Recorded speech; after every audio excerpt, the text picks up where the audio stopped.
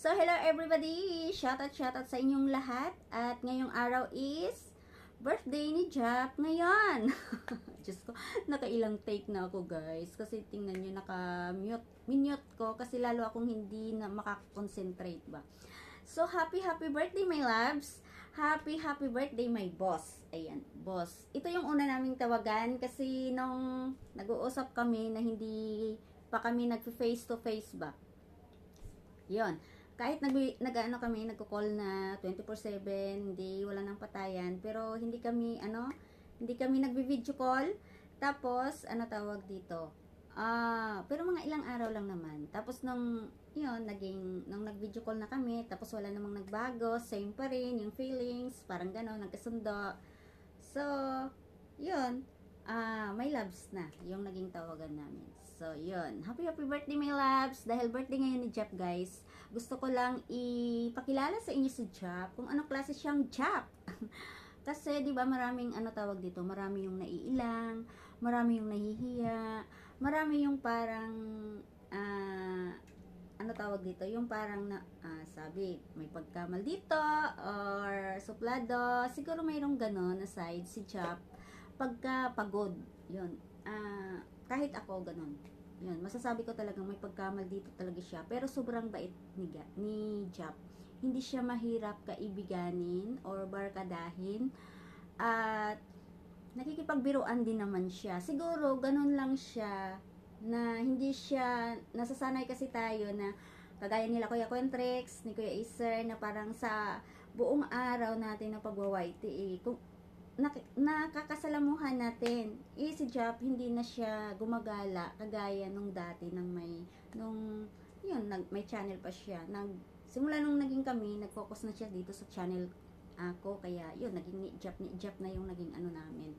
So, yun lang yun guys. Tapos, pero ngayon 'di ba, pagka nakagaan niya na ng loob, naumpisahan, kagaya nila, yun, si Gitian, kahit paano, si Miss Mary, si Cookie, sila Ate Phil, si Ate Geraldine, yun, si Kuya GR, si Sis Den, marunong, nakikipagbatuhan din naman siya. Yun, kay Ate Mes, nahihiya talaga siya kasi parang si Ate Mes, yung tipo ng tao na parang kagaya ni Jap, yung male version ni Jap, yun, si Ate Mes. Pero nagpapasalamat talaga ako kay Ate Mes kasi kahit paano, yun, nakikisakay siya at sinasakyan niya ako at yun, natututos dahil sa akin. Kaya sorry talaga Ate Mes. Yun. Si Ate Mes yung male version ni Jap. Yun, nadamay pa si Ate Mes. Kaya, yun, sorry Ate Mes. So, balik tayo kay Jap, guys. At, tawag dito? Si Jap is bilang isang partner, mabait, sobrang generous, at sobrang supportive. At, tawag dito? Lalo na sa mga mahal niya sa buhay, sa akin. Nakikita nyo naman, guys, kung paano si Jap bilang karelasyon ko, diba? So, yun, nagpapasalamat naman ako sa kanya. Wala namang araw na hindi ako nagpapasalamat dyan. Kasi, tawag dito, malaki talaga yung improvement. Yan, naging improvement ko sa sarili ko.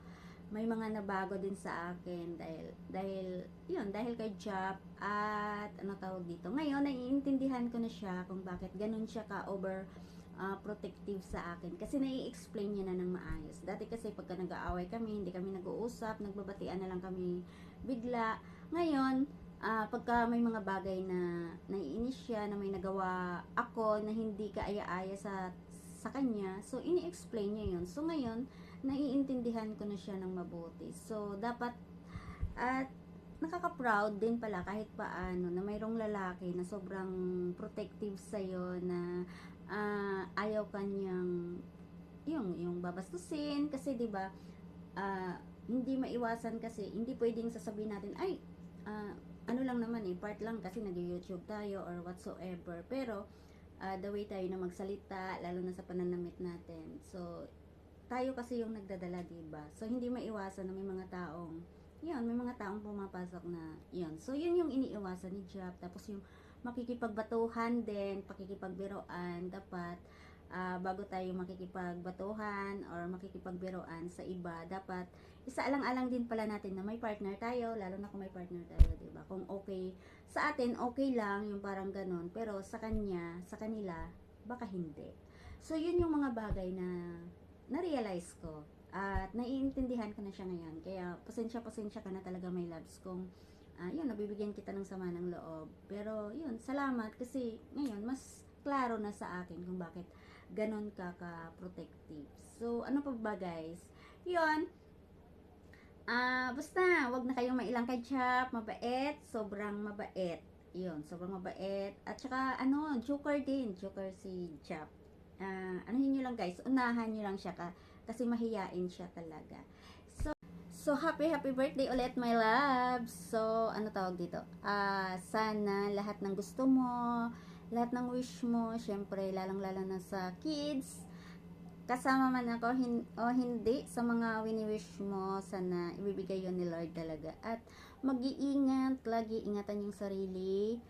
At dahil yun, pagka nagkasakit, yun, alam mo naman, sobrang sipag ni Jap, guys. So, yun, deserve mo kung ano yung mga wish mo na ibibigay ni Lord. Deserve mo yan, my loves, kasi yan, sobrang mabait ka at yun lang. Basta, bahala na si Lord. Basta, see you soon. I love you. Happy birthday. Mwah! Bye, guys! Maraming salamat sa lahat ng babati dyan. Thank you so much, guys. See you sa kaming JLS ni Job. Yan. Ready na ba kayo? Sana, no? Umabot ako sa silver. Yun lang ang aking wish sa birthday ni Job. Umabot ako sa silver button kasi lifetime ko na siya na makakasama kasi yung wish ko na ipapalagay sa name ba ni Job. So, hindi ko man siya makakasama. At least meron akong remembrance forever ba. Hihi! So, thank you ulit, guys. Bye. Thank you for watching. Mwah! Maraming salamat sa support sa amin ni Job.